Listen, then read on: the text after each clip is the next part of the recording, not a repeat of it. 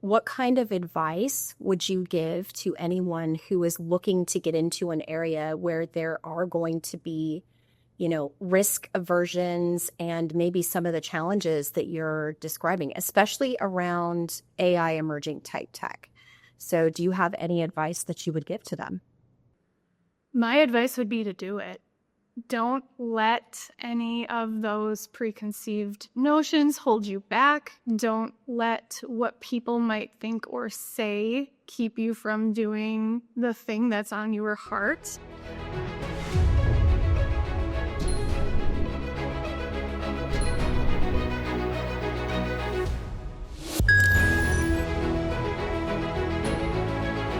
Hey everybody, welcome to our episode today. This is such an exciting episode and day for us here at Practice AI. I am Krista Garren. I am the Business Development Manager. I am in charge of sales and partnerships here at Practice AI. And today I am being joined by Nicole Tilot from AppEase. She is the CEO of this company, and we have a wonderful announcement that we want to make together here with all of you today. So Nicole, I'm going to turn it over to you for a second, and I would love it if you would just introduce yourself to all of our guests here with us today. Sounds great. Thanks for having me, Krista. I'm excited to be here. As Krista said, I'm the founder and CEO of AppEase. Just a little background on me. I spent 13 years in the financial services industry as a financial advisor, where I grew my practice from the ground up. I have alphabet soup behind my name as far as designations go, but everyone knows MBA in finance, so I hold my MBA in finance. And I'm blessed to come from a family that had traditional business owners. So I was able to see really early on that I had permission to do things a little bit differently. So I've owned and operated multiple businesses over the years, and I'm excited to be here today to share what AppEase is working on. Wonderful. I'm so happy to dive right into that. So let's just start with that exciting news. Can you share the news for everybody? Yeah, so we are super excited. As of this podcast recording, as of today, we have officially entered into a partnership with Practice AI. So just a little background on AppEase. We are a digital health data platform. What that means is we exchange medical records. We gather those records from medical providers and make them available to end users. And in this case, with Practice AI, that would be legal professionals. So we have partnered up, and our tool to retrieve medical records will be available on the Practice AI platform for your users that are excited to use it. So we are thrilled. We are so excited to have you on our platform. I think that's really going to make things so much easier. That's really going to improve the quality of life for the caseworkers, the paralegals, and the firms that are using our platform right now for summarization and demand letter generation. And that process of medical record retrieval is just so vital for these two areas. So we could not be more excited to announce our partnership with you, Nicole, and AppEase. This is just a really huge moment and huge milestone for us. So you guys have been a super strong player in the insurance space. And would you just dive a little bit, touch for us, what motivated you when I first reached out to want to consider expansion into the legal vertical? And how do you see the needs of legal teams really differing from those in insurance? Sure, that's a good question. So we started in the insurance space. So as a financial advisor, I wrote a lot of life insurance and ran into a lot of issues getting those policies put in place. And when I started digging into why these issues were occurring, I found that it was in the record retrieval. Records are retrieved in really archaic methods, even still today. So generally we're seeing paper, snail mail, fax, even CDs, and I have nothing to even read a CD on. I don't know anyone who does. Maybe one of the video game stations you can still see those on. But so it just is being processed in a really archaic method. That archaic method means that it takes longer. So on average, it takes 30 days to get those records. My personal longest case took 4 months to get. And I just looked at it and said, there has to be an easier way. Insurance is a sensitive subject already. People don't like talking about it.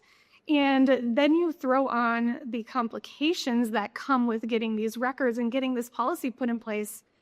And it's so frustrating for the end consumer. So our goal at AppEase has been to make insurance easier because it shouldn't be so hard. And what's great about that is we are coming from an industry that processes things in a very archaic way. And there are a lot of parallels between insurance and finance and the legal system still as well. So we have always had legal on our roadmap, but it was about 2 years out for us. And it's not an area where we are experts. And so we would have had to either bring on new team members, do a lot of research, and even then, being seen as an expert would be a bit of a challenge because we didn't come from the legal space. So what we're super excited about is this partnership where, Practice AI, you guys are experts in the legal space. You're built for legal professionals. You have the knowledge, you have the tools, you have the reputation, and we're able to just plug in and make our tool accessible to your consumers and hopefully change not only insurance, but the legal system as well, or at least our small part of it. I love that. And I remember in our initial conversations, the first couple of times we talked, you did talk a lot about that roadmap and really wanting to get over into the legal space. And at the time we first had that conversation, you felt like it just wasn't going to happen that soon. So what do you think it was about our conversations or just our synergy between our two companies that really made it possible for us to get this done in such a short period of time? That's a great question. So part of what I think really made it an easy yes for us was your team. Your team definitely knows, you guys know what you're doing. We've had nothing but great experiences with you, Amitai and Hamid. Everybody is very clearly passionate about the topic, and I love that you are a forward-thinking company in a space that generally lags behind, like insurance and finance, as far as technology goes. So for us, that was a big part of us saying yes. We wanted to explore this partnership. Another thing, you guys have built on the legal side what we have built on the insurance side. So the tools, the analytics, the AI that you have built specifically for the legal practices and the legal professionals, we have that on the insurance side. And so we don't have to rebuild, which is great. We can partner with you guys. You have it. You have best in class tools available, and you're on front running edge of that. And so we were really excited to accelerate that timeline for us from 2 years to a few months. I think same as well on our side. I'm having a lot of conversations right now, as I'm sure you are, with AI really pressing into the space, especially where legal is concerned. Like, it's coming, like it or not, it's here. And I think one of the most recent conversations I had was with a case management company. And, there's a lot of players in the AI market space right now. It feels like every time we turn around, there's a new company popping up with a new piece of AI technology. And I would definitely say that it was such a wonderful moment when I was speaking with them, when they said, what's really going to differentiate your platform from the others, and, the choice that we want to give our clients. And one of the things I was able to touch on was our partnership, our upcoming partnership, and just saying, we want to build our tools to enhance the human experience. That means for the people in your firm, their work-life balance, their quality of life, but so that you can give a better experience to your client. And when they heard that we were bringing this capability in, powered in the back end by AppEase, it was like they just lit up. It was almost a little bit like there was magic there in that moment. And it was just, I'm not sure if I told you that in any of our conversations that we've had to date, but I definitely wanted to share that with you now, because that was really a big deciding factor, I think, for them to want to consider really coming on board with Practice AI. So I want to touch a little bit on AI coming into the space. So we're in fast moving spaces, but as in terms of technology descending on us, but then you just touched on inside that space, we've got, people who are definitely lagging behind. And I think in some cases, they feel like they have some very good reasons for doing that. But in such a fast moving space like AI, how do you, with Kylie, balance speed with alignment when you're thinking about what you're doing, whether it's forming partnerships or new capabilities?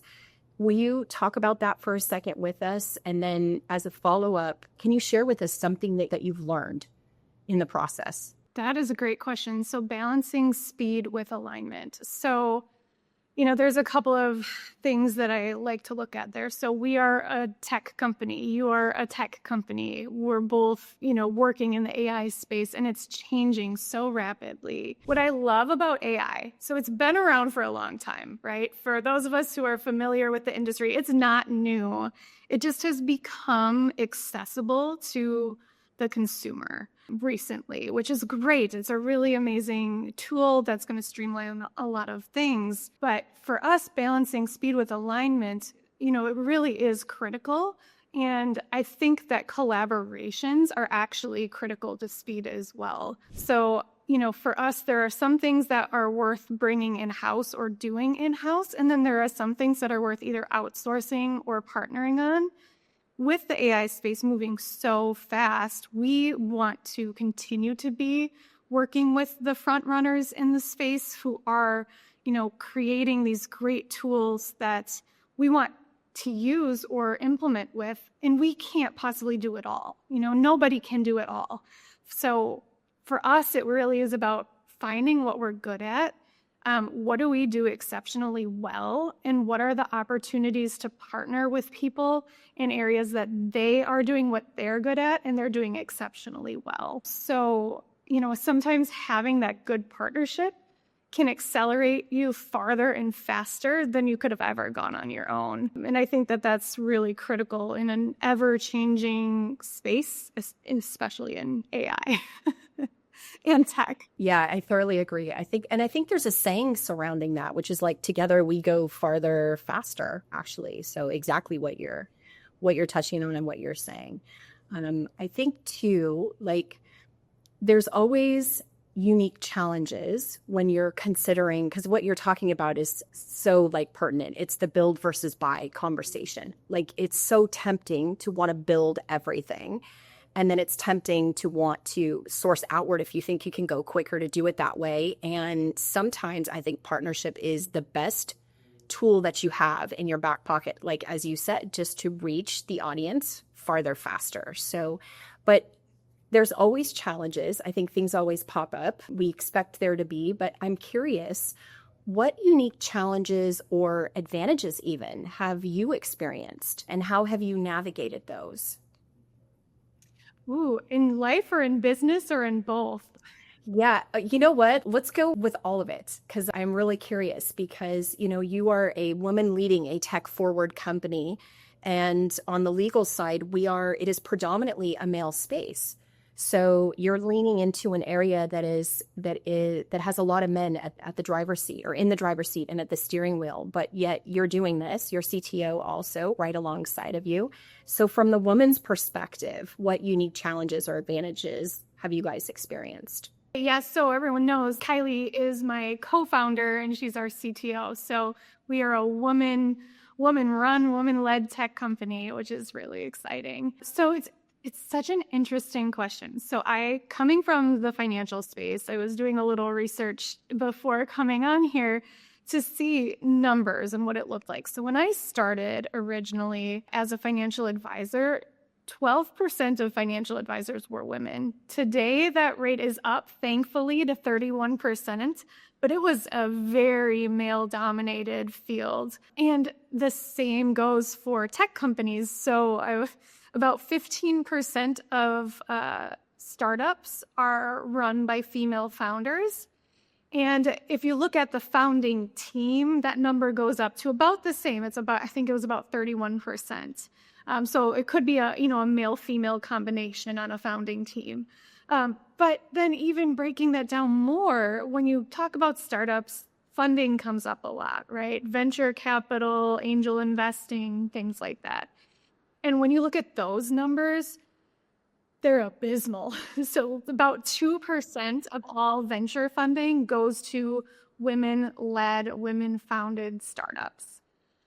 And then you get into anyone of any other color besides, what I look like, then it gets even worse. It's less than that 2%. So it really is a problem. What is great about it is, we get the opportunity to change the industry, to change how it is perceived, to change how that funding gets distributed at some point. And, we're one little puzzle piece out of this giant puzzle, but slowly we're seeing change, which is really great. Now, how has it been? I can tell you, Krista, there were times when, I was in rooms and, this literally happened, and I'm sure it's happened to you. I suggested an idea. 7 minutes later in the conversation, some other gentleman suggested the idea, and then everyone was like, oh, yeah, that's a great idea. We should do that. So, those situations still exist, but what I think is great is it's an opportunity to educate and to raise awareness. And so, I raised my hand and I said, I'm sorry, but I, just said that 7 minutes ago. What changed? So sometimes people just don't realize that they're doing it. They don't realize their perceptions. They don't realize their reactions to people based on things like age or gender or race. And so we have the opportunity, A, to educate and bring awareness, and B, to bring hopefully change to the industries. It is fascinating. I could probably talk for hours on this one topic. You know what? There's something in there that I want to touch on as well, because I know that there are a lot of women entrepreneurs out there in the world who have, visions of wanting to start their own business, or they've got an idea for software, just like you did. There's something that they want to solve for. So if you could talk to them in this moment, what kind of advice would you give to anyone who is looking to get into an area where there are going to be risk aversions and maybe some of the challenges that you're describing, especially around AI emerging type tech? So do you have any advice that you would give to them? My advice would be to do it. Don't let any of those preconceived notions hold you back. Don't let what people might think or say keep you from doing the thing that's on your heart. For me, it was, if I didn't do this, I would always wonder. And I don't generally believe in regrets. I believe that things end up, we learn lessons from situations. They end up usually working out to our benefit in some capacity. But I knew that if I didn't try this, I would regret it forever and wonder, what if I would have done it, because I believed in it so much and the change that this solution could bring to the industries that we're helping. And I then look back and say, well, what if I didn't do it? Then what? I, again, would have just forever wondered. I would rather have taken the risk and had it fail epically. Thankfully, it hasn't. Thankfully, we're having success. But I would have rather tried it and failed than never tried it at all. And I think in life, we operate that way most of the time, right? We operate in safety. And what's our safety net? What's our safety zone? And we're afraid to take those chances because it's not secure. It's not safe. It could be financially risky. It could, there could be some challenges with a partner. There could be challenges at home with family, that taking this chance might create. But if you don't do it, then what? I just didn't want to look back and have those regrets and wish that I had tried. So we did it. So you just touched on something that I think is really key, because I think there's a lot of people out there sitting with ideas, right? They're inspired and they have things that they want to do. And you just mentioned another word in there that I think is really key, and that's belief. And so I think when we're talking about encouraging people to get out there, it's like we're talking about combining the inspiration with the belief in self. Was there something that was really behind you, supporting you, kind of speaking into your life in a way that helped you maintain that belief while you were building? Because I know as an entrepreneur, it's like everyone thinks the process goes like this, but it's really like this. It's kind of all over the place, and it can feel chaotic and stressful. And sometimes it can feel like you're failing even when you're not. And even inside a successful idea, you can fail forward many times to get to the right end spot. I think the invention of the light bulb was a really great example of that. So what was happening for you that was keeping that belief in alignment with your inspiration? Oh, that is such a good question, and something we could dive so deep into. I would say, first of all, thankfully, I was in a position that I had a very supportive husband. He also said, hey, you need to go do this. If you don't do it, kind of the same things that I had been talking about, you'll regret it, you'll wonder. And I know not everyone is in a situation like that where they have a supportive partner to try something like this. However, you can still surround yourself with a network of people, some key support partners that can either, maybe they're other founders, maybe they're other business people, maybe they're other family members, but people who believe in you and can see the vision of what you're trying to achieve and where you're going, because you're right, it gets hard. In my early startup journey, people would always say, well, you go like this, like just like you were saying, there's the ups and the downs, and it can get really emotional and confusing and chaotic. And at first I was like, what are you talking about? This is fine. But when you really get into it, it gets harder, and the bigger you grow, the bigger your problems, right? As far as companies go. So I have found that in these later stages of development, having that support system that I can just go to and bounce ideas off of, or bounce an issue that I'm running into, having that support has been really valuable for belief. And for me, I have multiple categories, but I do have some other founders that I went through an accelerator program with, and we all still stay in touch. And so we're all at similar stages in our company growth. And so I can go to them and I can say, hey, I'm dealing with this situation. Have any of you dealt with this? Or, we're talking, about a unique partnership opportunity. Has anyone else had a partnership opportunity like this? What worked well? What didn't? What do you recommend? Or just when things get emotionally hard, because there are so many ups and downs in a business journey, that you can go to and not feel alone. Know that every other people are going through it as well. I have found that to be very probably invaluable, is to have the right people, whether it's family or other founders or other supporters, that you can turn to when you need a little pick-me-up.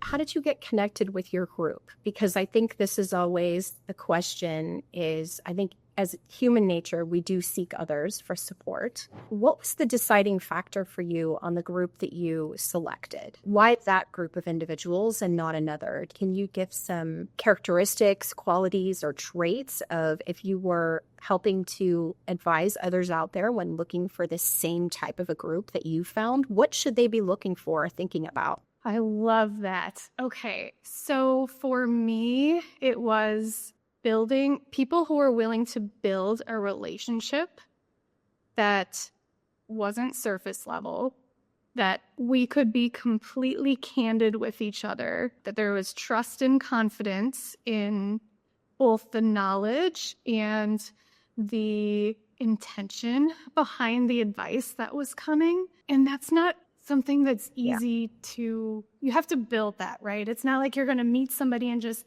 in some cases, you might know right away they're one of your people, but in other cases, you might need to vet that relationship a little bit, especially at the level of conversations that we're having as far as our businesses go. So those, I think, are some of the primary items that I looked for. And for me, just this is the same with Practice AI too. We are looking for relationships. We are not looking for just a business opportunity. We want to establish long-term partnerships with people who also care about other people. And so that was a big thing for me on the I guess cohort side, was finding those people that are doing what we're doing or something similar, or have experience in what we're doing, are willing to give advice, have good intentions behind that advice, and we know that we can trust each other. So it's, takes a little time, but I think it's worth building. They're my go-to people if I need advice on the business side of things, or personally as an entrepreneur. Yeah, and I'm finding that too. I'm finding some of the best connections. I'm finding people light up a lot when and we just come back from some recent events. So I've gotten to be in the live event space and talking to a lot of other companies and individuals. I'm seeing more and more people light up, not around necessarily technology or features or benefits or those kinds of things, but they're lining up together to develop relationships and partnerships around the why, around the values, around the beliefs, around something I think that's greater and deeper. So it just goes so much farther. And I'm seeing that when there's alignment at that level is typically when you have the best synergy for partnership, long-term partnership, things that are not transactional, but they are highly relational in nature. Those are the partners that, I think, well, those are the people I would say that make the best partners. And I think they make the best advisors too. And it sounds like that's your experience also. Yes, I would agree. I think it's key to have those people that you can go to, and those partnerships are invaluable, truly. So, like, looking ahead for what we're trying to achieve together, is there anything else in the vision for how we can continue as we go forward to evolve our integration, together? Like, is there anything else? And it's okay if you don't want to share it right now or nothing comes to mind, but I'm always thinking about that too in the background. Like you hit that first major milestone and you're like, what else could we do together? There's always that exciting element to it where it feels like the magic is with you. Right, for sure. One of the things, I don't know that I have an answer to this, but I have thoughts. So I'll share the thoughts on it. And I think we'll definitely evolve as we take this partnership further, which is exciting. Where I think I'm most excited about this is, there is significant intersection between insurance and the legal side of things. And in that situation, sometimes they're fighting against each other, right? And sometimes it can be contentious. Maybe they're working on a claim and an attorney has gotten involved on a bodily injury claim where there's some pretty big insurance payouts that might be coming down the road. And, personally, my experience with the legal system is it can be lengthy, it can be time consuming, it can be expensive, and it can be emotional for people. And that is very frustrating for the consumer, right? And so if there is a way for us to meld or bring these two quote unquote sides together in a way that they can work faster, work more synergistically, not fight each other as much, and really work for the good of the consumer, that would be my ideal world. Because same thing with life insurance. It's a frustrating process and it doesn't need to be so hard. So if there are things that we can do, either through our collaboration or through tools that, Practice AI is building, that can kind of close the gap between insurance and the attorneys or the legal professionals, I'm all for that. And I don't know what that looks like, but I do know what it feels like on a consumer, from a consumer's standpoint, and how frustrating that could be. So that would be my thought on that. I think too, actually, you've already kind of started on that. And this was one thing that really, I think, set AppEase apart from a lot of the other medical record retrieval companies that I had talked to, because it took me a minute to get to you, to find you, was the way that you're handling the retrieval. And because of the way you're handling the retrieval, the cost then to the consumer is much, much less than in other cases. And I think that was one of the things that as a team on our side, we were most excited about, because again, we want to enhance the human experience and we want to do it in a way that's also a lot less costly. I mean, that's what AI should be here to do. I think it should be here to help drive costs down for everybody. So I feel like we've already sort of started on that journey. And I think when we're looking at it from always enhancing the human experience, then you really can't go wrong there. So my hope is, and I'll tell you just with my conversations with everybody, I've seen like two camps in the AI space within the legal community. And there is the camp of early adopters and innovators that are like, yes, AI, let's do this. And then there's the other side that's like, oh my gosh, I've seen Terminator.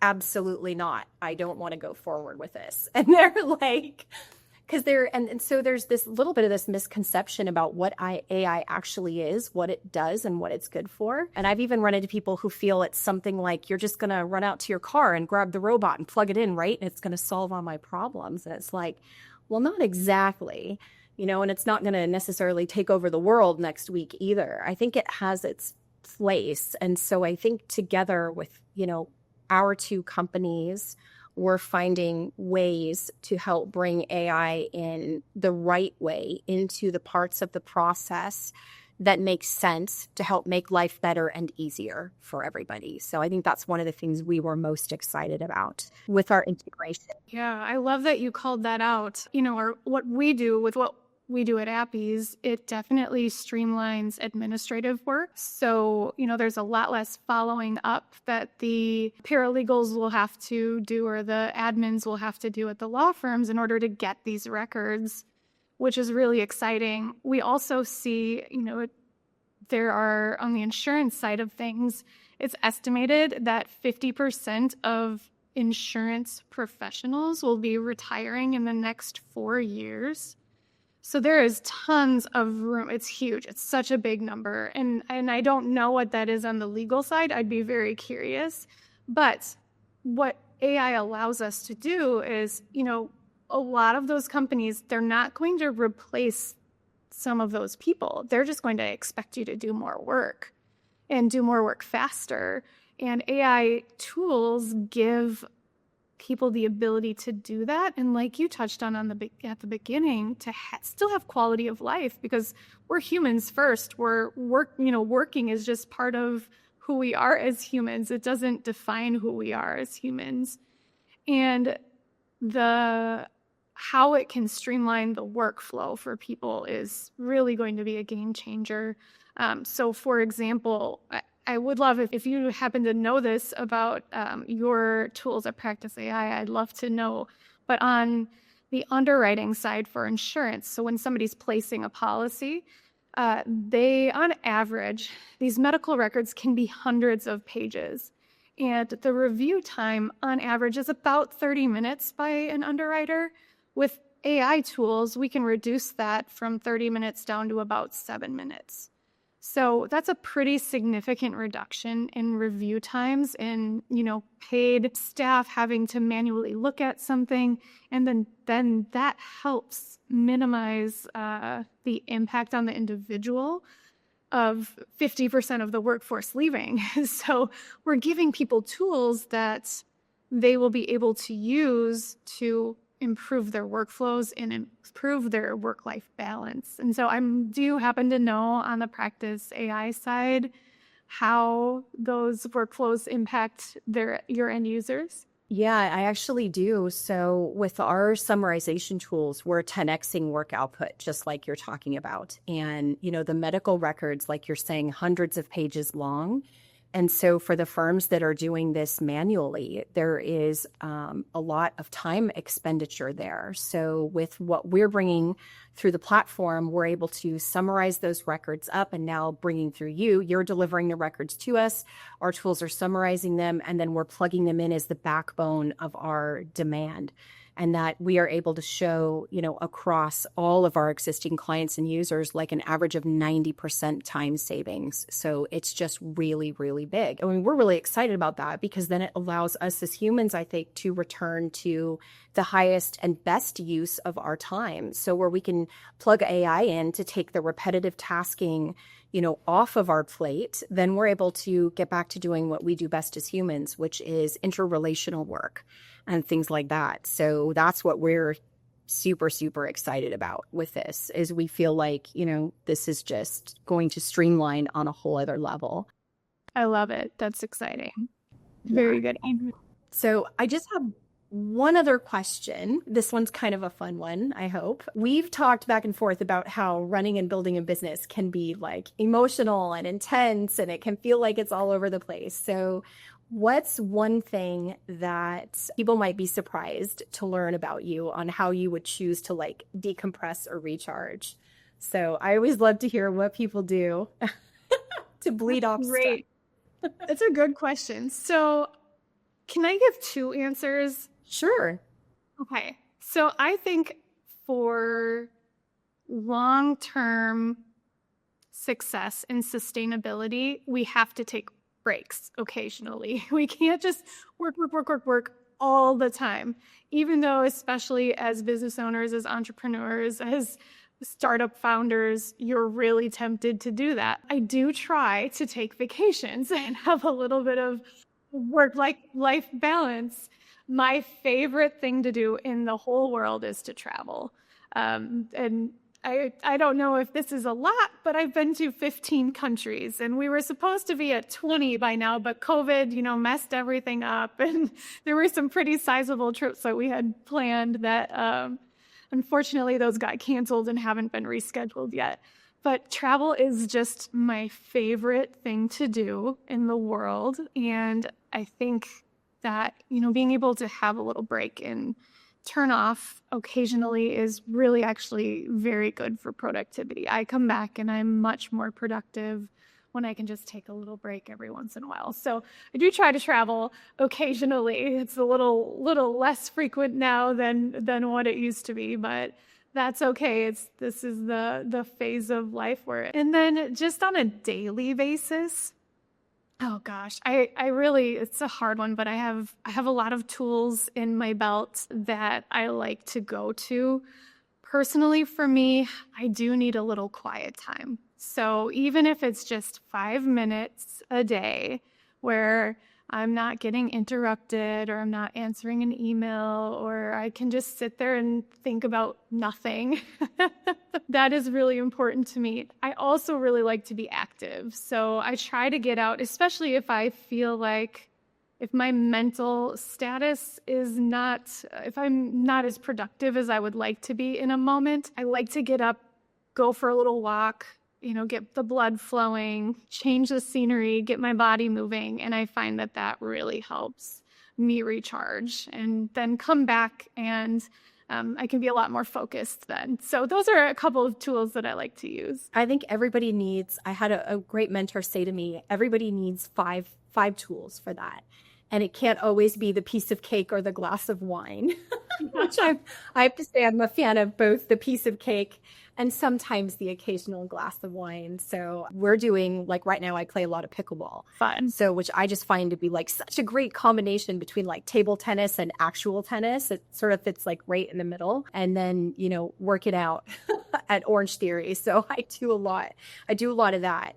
But I also find that sometimes I get my best ideas when I'm in that space of you're not like right in the middle of it. You're not in the middle of the weeds. And then that's the moments when, you're not thinking about the task you have to do, but you're able to actually work on the business. And that's when the inspiration comes. So I think that downtime is, it's just critical, like you've said. So I agree. Even getting into like a creative mindset or out of your normal mindset can bring on ideas that you would otherwise not have thought of. And so just knowing this could be a whole podcast on what tools we could use for like brain hacking and biohacking. We could do a whole podcast on that.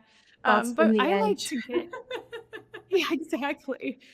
I'm sure there actually probably are tons of podcasts on that already, but getting creative in a creative space, I think is really key. Whatever it looks like for you, everyone's a little different, but it helps you think a little differently, and I like that. I think so too.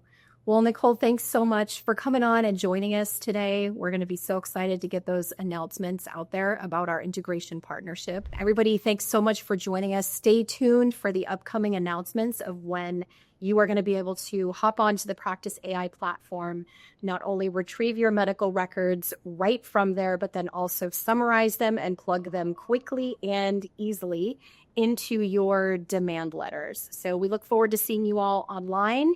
Thanks for joining us. Please don't forget to like and subscribe to our channel. So Nicole, before we end today, can you give us some information on where our viewers can actually find AppEase? Yeah, thank you for asking. We are online at www.appease.ai.